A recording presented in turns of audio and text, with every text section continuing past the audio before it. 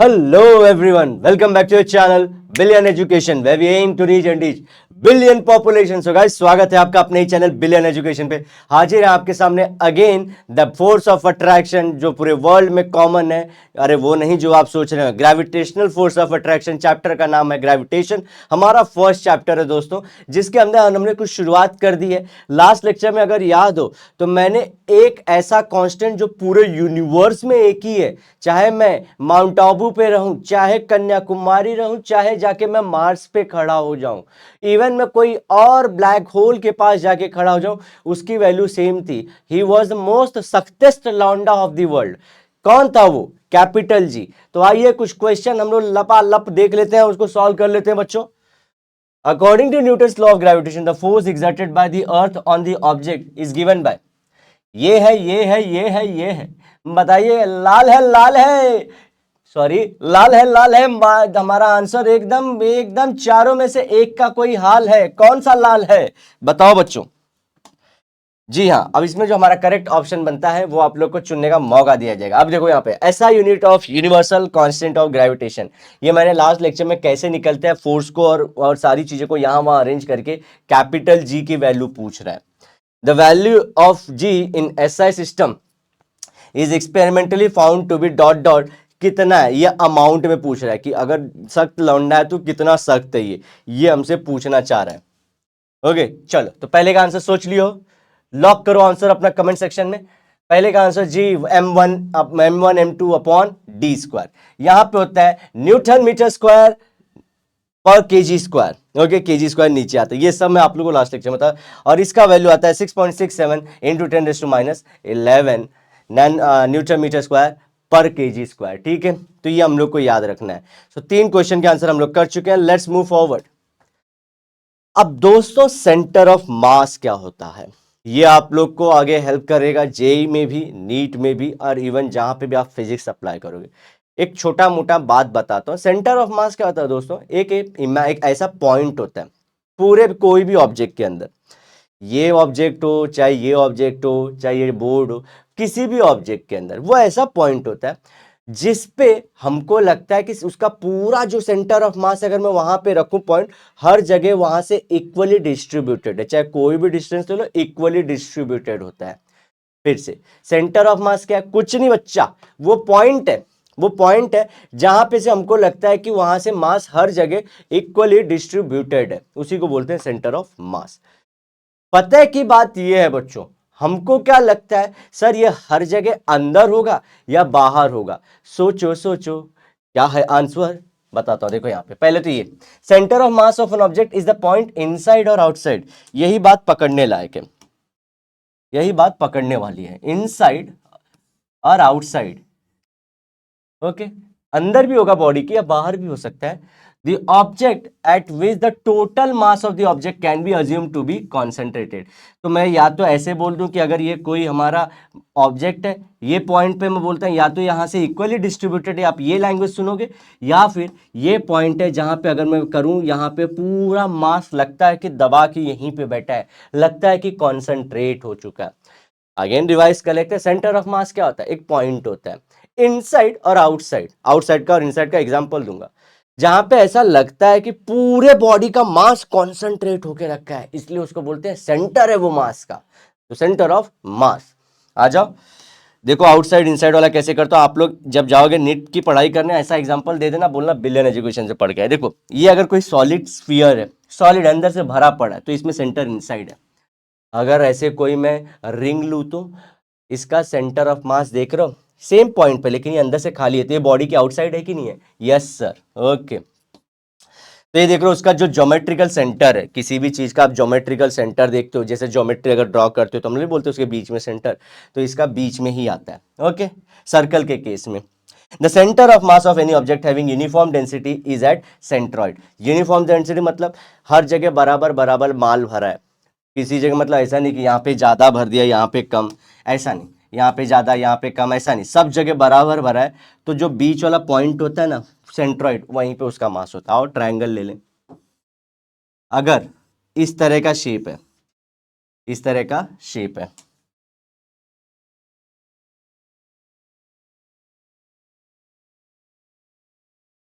अब इसका सेंट्रॉइड अगर मैं बोलूं हर जगह मास है, तो हमारे सेंट्रॉइड कहाँ पे होगा, एकदम बीच में। आप लोग सेंट्रॉइड का फॉर्मूला भी सॉल्व करने वाले हो ज्योमेट्री में इस साल, तो यहीं पे इसका पूरा मास कॉन्सेंट्रेट हुआ पड़ा होगा। अब मजे आते, अब सेंटर ऑफ मास को लेके मैंने इतनी सारी चीजें बोल दी। अब आप आगे जब भी बढ़ोगे इनफॉर्म्ड आगे बढ़ोगे बच्चों, ठीक है। आगे बढ़ते हैं, चलो फिर आ जाओ आ जाओ। The universal law of gravitation successfully explains. अब इसके अचीवमेंट्स बताने हैं कि ये लॉ ने क्या क्या सारी चीजें हमको एक्सप्लेन करके दे दी बच्चों। आओ फटफट से कर लेते हैं, आ जाओ। The tides of the sea due to the moon and the sun. कहां पे, सी के अंदर हम लोग को लगता था कि सी में टाइड्स आते क्यों हैं, जो लहरें आती हैं दिल के अंदर नहीं भाई, जो रियल में समंदर में लहरें आती हैं वो क्यों आती है। तो ये क्या मालूम पड़ा, इसमें बहुत सारे अट्रैक्शन की फोर्स है, जैसे मून और अर्थ का अट्रैक्शन, सब बताऊंगा। ऐसे मून और सन का अट्रैक्शन भी, इनके वजह से टाइड्स आते हैं हमारे पूरे अर्थ पे, वाटर के अंदर। ये देखो, the tides are caused due to gravitational force of moon. तो टाइड्स एक तो हो गया, हमने बोला वो फोर्स किसके बीच में, हमारा ग्रेविटेशन, अरे इसके अर्थ और मून, दूसरा मून एंड सन, सबके वजह से हमारा। तो ये दोनों पॉइंट याद रखोगे। चलो देखते हैं इफेक्ट ऑफ मून्स ग्रेविटी क्या होता है। देखो यहाँ पे, अब पहले अर्थ है, ये पानी है, ये क्या है, पानी है। ब्लू है, ब्लू है, ब्लू है, नॉट लाल है, लाल है, लाल है, इट इज ब्लू है, ब्लू है। अब मैं क्या करता हूं, फ्रेम में लेके आता हूं छोटू सा मून, ओके, जिसके लिए लोग बहुत सारे कस्में खाते हैं, वही चांद, ओके। तो चांद क्या करेगा, खींचेगा, चांद खींचेगा तो ये पानी क्या आएगा उसकी तरफ। तो ये सिलसिला तो समझ में आता है, ये खींचा। बच्चों को ये सिलसिला नहीं समझ में आता कि सर यहाँ पे क्यों हुआ। तो देखो, जिधर पानी का लेवल ज्यादा बढ़ता है उसको बोलते हैं हाई टाइड। यहाँ पे देखो पतला हो गया, फिर से पीछे जाओ, ये नॉर्मल था, मून ने खींचा, बढ़ गया, यहाँ पे देखो पतला हो गया, ठीक है। सो दिस साइड पे बोलेंगे भाई हाई टाइड है, हाई टाइड है। समुद्र के किनारे अपने साथ घूमने मत जाना, ना किसी को लेके जाना, वापस चले गए, समुद्र ने खींच लिया तो कोई नहीं मिलेगा। यहाँ पे लो साइड, लो टाइड, ठीक है, 90 डिग्री अपोजिट पे एकदम लो टाइड होता है दोनों साइड पे। How can high tide be caused here, यहां का समझ में, किसने खींचा पानी को, ये कैसे हुआ। अब इसके लिए देखो, आपको मैं इमेजिन करता हूं, देखो, to overcome moon's gravitational force there is a backward pull. अब ये जितना खींचता है इसके अपोजिट यहां पे भी खींचता है। क्या होता है जनरली फोर्स, समझो ये फोर्स ऑफ अट्रैक्शन होता है। हमेशा ध्यान रखना दोस्तों, जनरली हर एक चीज हमारे जो यूनिवर्स में होते हैं हम बोलते हैं बैलेंस में होता है। देखो ये समझो यहाँ से हिल नहीं रहा है, समझो इसको जितना यहाँ खींच रहा हूँ इतना ये हाथ से भी खींच रहा हूँ, तो ये इस डायरेक्शन में खींच रहा हूँ, ये इस डायरेक्शन में खींच रहा हूँ, मैं दोनों तरह से खींच रहा हूँ। बात समझो, ऐसे ही क्या कर रहे हैं हम लोग, अर्थ के सामने मून, तो मून पानी खींच ले रहा है, तो जैसे यहाँ पे ये खींच रहा है तो इस साइड पे दूसरी फोर्स भी खींच रही है। और क्यों खींच रही है, क्योंकि अर्थ रोटेट हो रहा है। देखो आ जाओ, ये देखो, अगर आप लोग देखोगे इस तरह से, आप लोगों ने देखा ओलंपिक्स में हम लोग खेलते हैं, ये बॉल रहता है ऐसे, तो उसको ऐसे जोर जोर से, देखो मेरा आवाज आएगा, क्या बात है, नाइट्रोजन बाहर निकला लगता है, तो ऐसे ऐसे जोर जोर से करते हैं हम लोग। तो ये देखो, ये जब ये खींच रहा है ना, देखो ये बॉल, ये इसके हाथ को देखो खींच के रखा है, इसके वजह से ये घूम रहा है। लेकिन आप देखो यहाँ पे उसको बैलेंस करने के लिए, देखो यहाँ पे भी है, टी शर्ट देखो बाहर जा रहा है, ये फोर्स भी लग रही है, तो ये खींच रहा है उसको बैलेंस करने के लिए, ये इधर से भी खींच रहा है। ये रीजन इंपॉर्टेंट है इसको इमेजिन करने के लिए। आज से आप जब भी अपने छोटे भाई बहन को, ये आप लोग 8th 9th में पढ़ गए थे, लेकिन इमेजिनेशन क्रिएट करना हमारी जिम्मेदारी। आपके बुक में क्वेश्चन कभी भी उठ के आ सकता है, सारे आपके बुक से ही रिलेटेड है। ओके बच्चों, चलो let's say chain is the gravitational pull. ये जो चेन बन रहा है ये बॉल को, ये ग्रेविटेशनल पुल है, जो खींच रहा है ये मून है, ये अर्थ है, and man is the earth. देखो same way earth also has to pull backward the balance. देखो ये कैसे पीछे जा रहा है, वैसे अर्थ को बेचारे को भी खींचना पड़ता है अपने को। अभी समझो मून जिधर आ गया, जिधर जिधर जाता है हाई टाइड लाता है। अब देखो पहले इधर हाई टाइड था, इधर लो टाइड था बच्चों, अभी इसने इधर थोड़ा सा मजाक कर दिया, इधर आ गया, तो ये हाई टाइड, ये हाई टाइड, इधर लो टाइड, ठीक है। ये दिन भर चलता रहता है। अब यहाँ पे देखो हाई टाइड, और ये 90 डिग्री पे फिर से है। चलो एमसीक्यू सॉल्व कर लें, फिर से आप अपने आंसर लॉक करना शुरू कर दोगे बच्चों। लॉक करिए आंसर को अपने, और कमेंट में जरूर मुझे बताइए कि कैसे लग रही है आपको ये पूरी सीरीज। वैसे तो बच्चे पसंद ही करते हैं, हाँ, अपने मुंह में या मट्टू बन गया मैं। चलो आगे बढ़ते, जान दो। The force of gravitation between two body separated by distance varies as. Trick बताए तो ये फॉर्मूला देखो, ये थोड़ा सा घुमा के, तो मैं था F equals to G M1 M2 upon D square होता है। यहां से कौन सा रिलेशन बैठता है बताओ, बताओ। लाल है, कमाल है, कमाल है। वो ऐसे नहीं, ऐसे ऐसे करता है, लाल है, लाल है। The force of gravitation between two bodies does not depends on. तो दो लोग के फोर्स, दो बॉडी के बीच में जो ग्रेविटेशनल फोर्स हो किस पे नहीं डिपेंड करती बच्चों? क्या पहला प्रोडक्ट ऑफ देयर मासेस पे? फिर से जो मैंने फॉर्मूला लिखा था इसी से समझना हम लोग को। F equals to G m1 m2 upon R square, यहीं से समझना है। तो क्या प्रोडक्ट ऑफ देयर मासेस पे नहीं करता? डज नॉट पूछा है बच्चों, मतलब बाकी एक को छोड़ के बाकी सब पे डिपेंड करेगा। सम ऑफ देयर मासेस पे, द ग्रेविटेशनल कांस्टेंट पे डिपेंड नहीं करता, ऐसा है क्या? The distance between the there centres. तो देखो यहाँ पे अभी आंसर बता, प्रोडक्ट ऑफ मासेस तो है, ग्रेविटेशनल कांस्टेंट तो है, distance between the centre of two bodies है, इस पे डिपेंड करता है भले स्क्वायर पे। सम ऑफ देयर मासेस, इनके सम पे डिपेंड करता है कि मल्टीप्लीकेशन पे? मल्टीप्लीकेशन पे डिपेंड करता है सर, गजब हो। चलो, धुआं धुआं धुआं कर दिया। आओ आगे बढ़ते हैं बच्चों। Next question, if you half the distance two bodies then the gravitational force becomes. ये मैंने किया था, मैंने आप लोग को डिस्टेंस 2 गुना हाफ करके मास बढ़ा के सब मैंने सॉल्व कराया था। वो फॉर्मूले में अपने को सॉल्व करना पड़ेगा। यह क्वेश्चन जनरली अच्छा, अगर बात करें आपके ग्रेविटेशन को लेके दोस्तों, तो जहां तक हमने देखा है जो क्वेश्चन भी आते हैं ना आपके सम्स के, वो बहुत महंगे वाले नहीं आते, कैलकुलेशन वाले आते हैं। नो डाउट डेसिमल डेसिमल का कैलकुलेशन करना पड़ेगा, लेकिन बहुत टफ वाले क्वेश्चन नहीं आते, टेक्स्ट बुक से ही आते हैं। सॉल्व कर लोगे तो इजीली आंसर आ जाएंगे बच्चों, तो ज्यादा डरिए मत।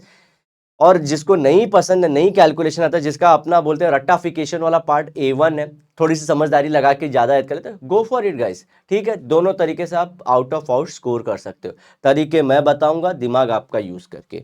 आ जाइए। तो कितना ढूंढना पड़ेगा, मतलब अगर हाफ कर दे डिस्टेंस को, जो मैं F equal to G m1 m2 upon D square लगे, वहां पे 1/2 लिखूं तो 1/2 का स्क्वायर 1/4, 4 ऊपर जाएगा तो क्या होगा? 3 टाइम्स, 6 टाइम्स, 4 टाइम्स या 2 टाइम्स। आंसर आ चुका है 4 टाइम्स। ठीक है, चलो अब देखो ये डायरेक्टली देखो, यहाँ पे हम लोग देख रहे हैं F proportional to 1/d square, तो ये इनडायरेक्ट रिलेशन हो गया, तो ये वाला फॉर्मूला सही है 1/d स्क्वायर पे। ये देखो सम ऑफ देयर मासेस पे डिपेंड नहीं करता। ये क्या है, m1 प्लस m2 थोड़ी होता है, m1 इंटू m2 है ना लॉ में अपने, 4 टाइम्स। ये मैंने कैसे बताया देखो, ये f equals to G m1 upon m1 m2 upon D square होता है। ये केस हो गया। एफ डैश क्या होगा, नया वाला, उसने बोल रहा बाकी सब सेम रखो, अगर सिर्फ डिस्टेंस को हाफ कर दो तो d/2 कर दूंगा। सो d/2 का स्क्वायर क्या हो जाएगा, 1/d/4। इन दोनों को डिवाइड करूंगा, 4 ऊपर चला जाएगा, इसलिए मेरे को डायरेक्टली समझता है कि 4 होने वाला था। सॉल्व करेंगे आगे क्वेश्चन, कमेंट करते रहिएगा, लाइक दबाते रहिएगा। देखिए यही है, F indirectly proportional to D square. मेरे को क्या बोल रहा है, लेकिन 1/, बोलता है 2 कर दो इसको, तो बोला 1/2 डी स्क्वायर करूंगा तो 1/4 डी स्क्वायर, लेकिन ये 4 ऊपर जाएगा तो दिख रहा हूँ फोर्स कितने गुने हो जा रहा है, 4 टाइम्स हो जा रहा है पूरे हमारे फोर्स का। चलो आ जाओ बच्चों, अब हम लोग को क्वेश्चन सॉल्व करने पड़ेंगे। इसमें कुछ हम लोग को बेसिक सी चीजें हैं जो दोस्तों सॉल्व करनी पड़ती है। कब हम लोग को लेफ्ट में खसकाना है, कब हमको राइट में खसकाना है। अब ये क्या खसका रहा हूँ सर, एक समय मैं ही खसक जाऊं क्या? ए भाई ऐसे बात मत करो, बुरा लगता है, दिल से बुरा लगता है। आप लोग को पढ़ाने आया है, सुनो। यहाँ पे देखो मैं डेसिमल का ना कैलकुलेशन कैसे करते हैं, यहाँ पे ये चीजें शॉर्ट में बताता हूँ, फिर लॉन्ग में आप लोग वीडियो देख लीजिएगा। ये देखो, अगर समझो यहाँ पे 3.147 इंटू 10⁻⁻, हाँ ये तो ठीक है 7 है, तो हम लोग इसको रखेंगे, इसको कुछ चेंज नहीं करेंगे। वहीं पे अगर 0.314 इंटू 10⁻⁻6 है, तो ऐसे पॉइंट वाले आंसर नहीं चाहिए थे। इवन आप जब भी बड़े क्वेश्चन करोगे तो पॉइंट वाले आंसर को अवॉइड करते हैं। तो हम लोग क्या करना है, राइट साइड में लाना है। तो राइट साइड में लिख सकता हूँ 3.147, लेकिन ध्यान दूंगा इंटू 10⁻1 कर दूंगा। मैं क्या कर दूंगा, इंटू 10⁻1, क्योंकि मैंने राइट में खसका है, हर बार 10⁻1 मल्टीप्लाई करूंगा, और 10⁻6 बाजू में था। -1 -6 क्या हो जाते हैं, -1, और -6 मिलके क्या हो जाते हैं, -7। मैथ से तो 3.147 इंटू 10⁻7। आ जाओ, यही क्वेश्चन फिर से उठा था। अब 31 47 इंटू 10⁻⁻6 रखा हूँ। अभी मेरे को क्या करना है, फिर से एक तो 0 पॉइंट वाला नहीं दिखना चाहिए और ऐसे दो प्लेस पे डेसिमल नहीं, एक प्लेस पे, तो एक प्लेस पे ही लगाता हूँ 3.147 और जब भी डेसिमल लेफ्ट में घसकाऊंगा तो इंटू 10 करूंगा। अब जितना घसका रहा हूँ, यहाँ पे कितना प्लेस घसकाया, एक प्लेस घसकाया ना मैंने, तो सिर्फ 10⁻1 और बाजू में तो ये था ही। अब ये 1 - 6 होता है ना, जब भी देखो ये अपन किए थे ना a⁻m इंटू a⁻n, तो ये क्या होता है a⁻m प्लस n। अगर इनके ये जो हमारे सेम रहते हैं तो ऊपर वाला जो हमारा पावर होता है वो ऐड हो जाता है। तो यहाँ पे देखो 10 सेम है तो 10 लिख लेंगे और ऊपर वाले ऐड करेंगे 1 + -6 और प्लस माइनस क्या हो जाते हैं माइनस। यहाँ पे आंसर -5। तो यहाँ पे फाइनली इसको कैसे लिख सकता हूँ 3.147 इंटू 10⁻⁵। ये चीज याद रखना हम लोग को हमेशा, मैं हमेशा बता रहा हूँ। जब मैं डेसिमल को, ध्यान से सुन लो बच्चों, क्या कर रहा हूं, लेफ्ट में सरका रहा हूं। अगर आप लोग ऐसे हो, समझो यहां पे हो, लेफ्ट में जब भी डेसिमल को लेके जाऊंगा तो बाजू में 10⁻1 से मल्टीप्लाई करूंगा।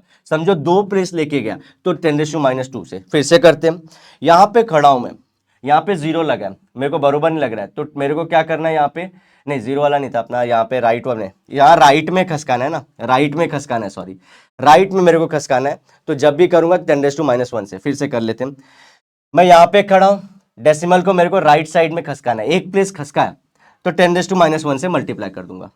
फिर से 0 पॉइंट समथिंग, यहाँ पे एक प्लेस घसकाना पड़ेगा मेरे को क्योंकि अच्छा नहीं लग रहा है, तो यहाँ पे एक प्लेस घसकाया 10⁻1, दो प्लेस घसका रहा हूं 31.47 तो 10⁻2, तीन प्लेस 10⁻3 बाजू मल्टीप्लाई करूंगा और ये तो रहेगा ही। पहला केस हो गया। दूसरा केस बच्चों समझो, अभी मेरे को क्या करना है, लेफ्ट में डेसिमल को लेके जाना है, इधर कितने भी नंबर रहने दो। तो चलो क्या करेंगे, लेफ्ट में गया मैं, पहला एक प्लेस लेफ्ट में चला गया इंटू 10, दो प्लेसेस चला गया मैं इंटू 100, पावर बढ़ रही है 10 की, 10⁻1 10⁻, तीन प्लेसेस गया 10⁻3। चलो और कुछ क्वेश्चन सॉल्व कर लेते हैं, एग्जांपल्स। ये सब कराना बहुत जरूरी है, अदरवाइज इसके बिना आप क्वेश्चन सॉल्व नहीं कर पाओगे बच्चों। सिंपल है, इजी है, लेकिन सही है, सही है, और क्या, सब सही है। चलो कुछ क्वेश्चन और लेता हूं, आ भी जाओ बच्चों।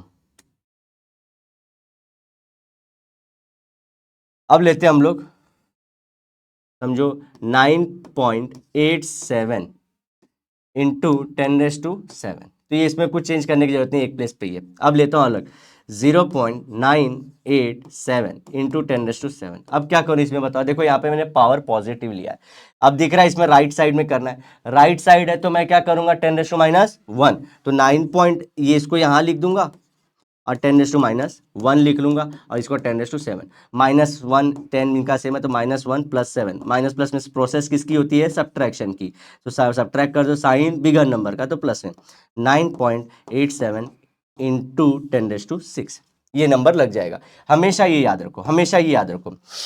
अब चलते हैं नेक्स्ट क्वेश्चन में। मैं क्या करता हूँ, यहाँ पे देखो चेंज करता हूँ बच्चों थोड़ा सा, 987.6 लेता हूँ, एक और 10⁻7। अभी दिख रहा है बहुत ज्यादा राइट में लिख चुका है, तो इसको मैं किधर लेके जाऊंगा, डेसिमल किधर लेके जा रहा हूँ मैं, लेफ्ट में, तो पहला 1 प्लेस 2 प्लेस लेके जा रहा हूँ ना, तो मेरे को 2 प्लेसेस मैंने इसको लेके आया 2.876। अब मैंने बोला था जितना प्लेस हटाते हो उतना 10⁻2 इंटू 10⁻7, 9.876 इंटू 10⁻9, ये आंसर हो गया कि नहीं। तो मैं इसको समअप करूं बच्चों, इसको समअप करूं, क्या किया था, फिर से मैं सेंटर में हूं, मेरे को कुछ नहीं करना है। अगर मैं अपने डेसिमल को राइट में लेके जाता हूं, राइट में लेके गया, एक प्लेस 10⁻1 से मल्टीप्लाई कर दूंगा, लिख के नंबर को ही लिख के 10⁻1 से, दो प्लेस गया मैं 10⁻2 से। आओ फिर से सेंटर में यहाँ पे, और नंबर हम लोग डेसिमल को हटा रहे हैं, एक प्लेस लेके गया लेफ्ट में, लेके गया इंटू 10, फिर मैं लेफ्ट में और लेके आया 10⁻2, तीन प्लेस 10⁻3, ये चलता रहेगा। मजा आया कि नहीं आया बच्चों, बताइए, ये सेशन आप लोग को सही लगा कि नहीं। आइए कुछ क्वेश्चन सॉल्व करते हैं और उसी से रिलेटेड आप लोग को, ये मैं पिंक की तरह रख दे रहे बाबा, ए राजू पेन लेके क्या कह रहे तू, नहीं देखो छुप के बैठी है। चलो ठीक है, आगे बढ़ते हैं बच्चों, नेक्स्ट क्वेश्चन देख लेते हैं कुछ। ये सब मैंने आपको प्रैक्टिस करा दिया, हम लोग को क्या करना है, इसमें ये फॉर्मूला यूज करना है, ठीक है। यहाँ पे जब भी आर स्क्वायर बोलेंगे मतलब आर जो भी रहे डिस्टेंस बोलेंगे लोग, डिस्टेंस बिटवीन टू ऑब्जेक्ट। तो आर का मतलब क्या, ये दो बॉडी है, बोलेगा इनके बीच में डिस्टेंस, तो उसको मतलब आर लेना है अपने को। एक बॉडी का मास m1, दूसरी बॉडी का मास m2, और जी तो ग्रेविटेशनल कांस्टेंट है 6.67, अब भी हमने बोला 10⁻11 न्यूटन मीटर स्क्वायर पर केजी स्क्वायर था। और एक तो है force equals to mass into acceleration. तो ये सब कोई कुछ यूज करेंगे, और ये हमारे तीन लीनियर वेलोसिटी वाले फॉर्मूले हैं। 10th में आपको कोई सम सॉल्व करना है, इवन लाइफ में करना है, इन चीजों को याद कर लो। v equals to U plus AT, S equals to UT plus half AT square, V square equals to U square plus 2as। ये तीन हमारे लीनियर वेलोसिटी के। लीनियर वेलोसिटी मतलब क्या, कोई चीज अगर सीधी सीधे नीचे आ रही है, कोई चीज सीधे सीधे जा रही है सीधा, तो जब भी लीनियर वेलोसिटी लगे और चेंजेस दिखाएं तो ये तीन फॉर्मूला लग रहा है। मतलब क्या, देखो यहाँ पे ये ऑब्जेक्ट अभी है, इसकी इनिशियल वेलोसिटी u बोलते हैं, मतलब स्टार्ट में जीरो है ना, u मतलब इनिशियल वेलोसिटी, v मतलब जो बाद में आई, मतलब ये ऐसे गिरा तो कुछ इसकी वेलोसिटी आ गई ना, तो वही उसको बोलते हैं u एंड v। अल्फाबेटिकली पहले कौन आता है, ABCD में u आता है, तो उसको बोलो इनिशियल स्टार्ट में। और फिर ये ऐसे चल रहा है, ऐसे समझो कि नीचे नीचे नीचे आ रहा है, तो उसके कुछ वेलोसिटी होगी। एक कार है रुकी है, इनिशियल वेलोसिटी जीरो, चला दी जा रही है, तो उसकी वेलोसिटी आ गई। बस यही फर्क है u और v में। सो u मतलब इनिशियल। तो जो भी कोई चीज यहां से समझो, अगर मैं इसको गिरा रहा हूं बच्चों, इस पेन को गिरा रहा हूं, तो बताओ इनिशियली ये रुका हुआ, तो इसकी इनिशियल वेलोसिटी क्या लोगे, जीरो। और जब ये ट्रैवल कर रहा है तो बुक में देगा ना भाई, अपने को क्या करने का है, ठीक है। तो यहाँ पे अपने को जैसा बताया ये फॉर्मूले को यूज करना है। लीनियर मतलब सीधा सीधा कोई भी चीज जा रही है, कार जा रही है सीधे निकल रही है, तो उसको लीनियर वेलोसिटी के फॉर्मूले से निकालेंगे। क्यों मैं इस पे लीनियर लीनियर बार बार ध्यान दे रहा हूं, क्योंकि आगे चल के कुछ चीजें और कॉम्प्लेक्स होती हैं, एंगुलर करके भी बच्चों आता है। ओके चलो आगे बढ़ते हैं। तो ये सब मैं लॉ ऑफ इंडाइसिस ये सब सारी चीजें बता दिया कि 2 × 3 अगर रहे तो 2 × 3 करके 6 कर देते हैं कि नहीं, ये सब यूज करेंगे। ओके, और ऐसे मल्टीप्लाई हो रहे हैं तो इनको ऐड कर देते हैं, एक ही के 2 उसके बाहर भी ब्रैकेट तो उसको मल्टीप्लाई करते, ध्यान रखिएगा। चलो ये सब मैं प्रैक्टिस करा चुका, let's move for the answers. कुछ क्वेश्चन सॉल्व करते हैं, आ जाओ। एक क्वेश्चन है आज के दिन का, ये भरा हुआ स्टेडियम देख रहे हो, जहां पे हम लोग को मैच होने वाला है, लेकिन मैच के पहले कुछ आप लोग को कैलकुलेशन लगाने को बोल रहे हैं। अपना पेन निकाल लीजिए, बुक निकाल लीजिए, आपसे सोल्यूशन मैं एक्सपेक्ट करता हूं, जितने बच्चे होंगे, जितने लड़के लड़कियां होंगे, सब करेक्ट आंसर देंगे। क्वेश्चन समझो, आंसर लगाने को रेडी हो जाओ। क्या मालूम यही क्वेश्चन आपके एग्जाम में डायरेक्टली आ जाए। तो बच्चों, Mahendra and Virat are sitting at a distance of 1 metre. देखो डिस्टेंस बोला तो तुरंत आर दिया है, फ्रॉम ईच अदर, एक एक दूसरे से 1 मीटर की डिस्टेंस पे है। देखो ऑब्जेक्ट बोल रहे हैं, M1 मतलब कोई भी हो सकता है, लिविंग नॉन लिविंग भी ले सकते हैं हम लोग। तो एक महेंद्र M1 हो गया और विराट क्या हो गया, M2 हो गया। डिस्टेंस R दे दिया है। Their masses are 75 and 80 kg respectively मतलब महेंद्र भाई 75, विराट भाई 80 kg के। What is the gravitational force between them, F की वैल्यू पूछ रहा है। अब कुछ बच्चे मेरे को बोलेंगे सर कैपिटल जी नहीं दिया। ए बच्चा याद करके जाना एग्जाम में, या और एग्जामिनर में क्वेश्चन के बाजू में जी की वैल्यू दे के भी रखा है, लेकिन फिर भी हम लोग सेफ रहेंगे, समझ गए, याद करके जाएंगे, ठीक है। चलो आ जाओ। तो ये देखो अपने महेंद्र भाई विराट भाई बैठे एक दूसरे को देख रहे हैं भरी निगाहों से। भरी निगाहें मतलब 1 मीटर, देखो यहाँ पे डिस्टेंस है, इनका 75, चिकू भैया का 80 है। चलो फोर्स पूछ रहा है हम लोग को, आ जाओ फोर्स। तो मैंने डिस्टेंस को आर बोला था, M1 75, M2 80, जी की वैल्यू 6.67 इंटू 10⁻⁻7 न्यूटन मीटर स्क्वायर पर केजी स्क्वायर। ओके आ जाओ, टू फाइंड फोर्स पता कर रहा है। अब फोर्स का फॉर्मूला देखो। अच्छा बच्चों अभी आपको एक चीज बताता हूं, ये जो सारी चीजें मैंने लिखी जो गिवन है, इसके भी मार्क्स होते हैं, ये सब लिखने के भी मार्क्स होते हैं। ये सब लिख दो आपको हाफ मार्क्स।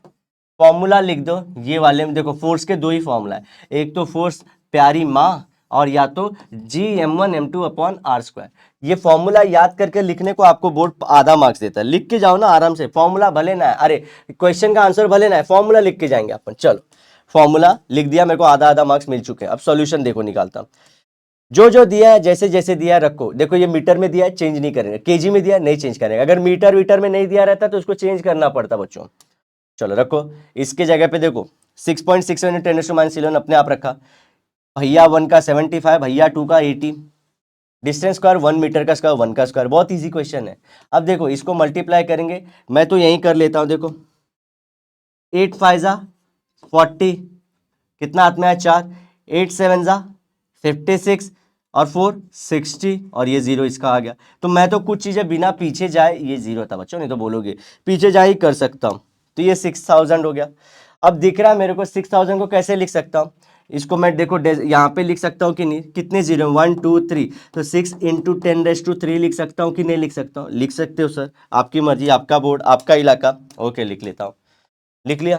अब आओ, अभी क्या करते हैं जनरली हम लोग क्या है, 10 वाले को 10 से मिलाते हैं और इनको 6 नंबर्स को नंबर से, सारे तो नंबर से, मतलब क्या, मेल मेल से फाइट करेगा, फीमेल फीमेल से फाइट करेगा। आप इसमें जिसको मेल समझ रहे हो वो समझो, अपने इंडिया का रूल है भाई, मेल मेल से लड़ेगा, फीमेल फीमेल से लड़ेगी। इसलिए देखो फीमेल ऑफिसर जाती हैं अगर कोई ऐसा फीमेल परेशान कर रही है तो। यहाँ पे इनके बीच में लड़ाई, इनके बीच में अलग लड़ाई चालू है, तो यहाँ पे इनकी लड़ाई कराते हैं और इनकी लड़ाई कराते हैं। चलो लड़ा देते हैं इनको। 10⁻11, देखो इनके बीच में मल्टीप्लीकेशन है, तो क्या करूं, 10⁻11 + 3 क्या होगा, 10⁻8। इसका सोल्यूशन कर दिया। इनको मल्टीप्लाई करो, मन में ही करूंगा। 6 7 जा 42, हाथ में 4 उठा लो। 6 6 जा 36 एंड 4 40, 0 लिख के हाथ फिर से 4 उठा लो। 6 6 जा 36 एंड 4 40 लिख दिया। अब डेसिमल में को नंबर कैसा मिला था, 4002 मिला था ना, इंटू 10⁻8। अब मेरे को अभी डेसिमल भी बाकी नहीं, देखो इसका 2 प्लेस का डेसिमल, ये 2 प्लेस का। अभी बताओ मैंने ये चीज आपको बताई थी कि नहीं, कैसे करना है बताओ मेरे को, लेफ्ट में जाना है या राइट में? डेसिमल देखो 40 दिखा रहा है तो लेफ्ट में जाना है, तो लेफ्ट में जब भी जाऊंगा तो क्या करूंगा, 10 मल्टीप्लाई करूंगा। तो 4 पॉइंट, डेसिमल को लेफ्ट में लो, 002 इंटू 10⁻1 इंटू 10⁻8। 1 - 8 कितना होता है, -7, तो आ गया। और फोर्स का यूनिट क्या होता है, न्यूटन बनता है। ठीक है, जिसने इसका इन्वेंशन किया था उसके नाम पे इज्जत देते हैं, न्यूटन बनता है। चलो आ गया बच्चों, न्यूटन आ गया, मजा आया कि नहीं? अब जब क्वेश्चन पूछा था वर्ड प्रॉब्लम में तो आंसर भी आना चाहिए वर्ड के फॉर्म में। हमारी कोशिश है कि मार्क्स लूज नहीं करना है। जब कई बार हमारे बच्चों को, अच्छा क्वेश्चन ऐसे ही आएगा, मैं तो बोलूंगा यही हॉट क्वेश्चन है, क्वेश्चन ऐसे ही आते हैं। मैं हमेशा अपने बच्चों को बोलता हूं, जब चीजें जैसे बोली गई, जब आपको घूसा मारा गया तो आप भी घूसेगा, जब आप घूसे से, तो जनरली गांधीवादी नीति को हम लोग नहीं बोलते, लेकिन देखो अगर कोई अटैक कर रहा है तो जैसी भाषा वैसा ही हम लोग वापस यूज करते हैं ना। कोई बोल रहा है ए तो अपन बोले ए, वैसी चीज। तो अगर वर्ड प्रॉब्लम पूछा है तो वर्ड में ही आंसर देना आता है, चाहे अलजेब्रा, चाहे ज्योमेट्री, चाहे साइंस 2, जहां सम सॉल्व कर रहे हो। अगर मार्क्स पाना चाहते हो और जिंदगी की ऊंचाइयों को छूना चाहते हो तो जैसा आपके सामने क्वेश्चन है वैसा ही आंसर दो, समझ गए? तो ये सारी चीजों को फॉलो करेंगे, आंसर में लिखेंगे कि भैया उनके बीच में जो फोर्स ऑफ अट्रैक्शन है, आज से हम लोग को याद रखेंगे कि उनके बीच में फोर्स ऑफ, अगर एक कोई पूछ दे, आप जाके माइक पे, आपको जब आईपीएल में मौका मिले, if Mahendra and Virat both 75 and 80 kg respectively and sitting 1 meter apart from each other, what is the force of attraction between them? Will say, sir Mahi bhai and Chiku bhai, you have 4 into 10⁻7 Newton force of attraction. आधे बोलेंगे क्या भाई, मेरा देश बदल रहा है, आगे बढ़ रहा। बच्चे ऐसे बात करने चाहिए। आई होप ऐसे भारत की कल्पना हम लोग करते हैं। मिलते हैं नेक्स्ट लेक्चर में, till then bye bye, have a great and nice day, sayonara. लेकिन वादे के साथ जरूर मिलेंगे दोबारा दोस्तों, वापस आइएगा, चैनल को सब्सक्राइब भी करेगा, अभी करके जाओ, लाइक कर दो, और से अपने दोस्तों ने धड़ल्ले से व्हाट्सएप में शेयर कर दो ताकि उनको भी पता चले कि इलाके में कोई सर टीचर आया हुआ है। बाय दोस्तों, बहुत फेंक दिया आज मैंने।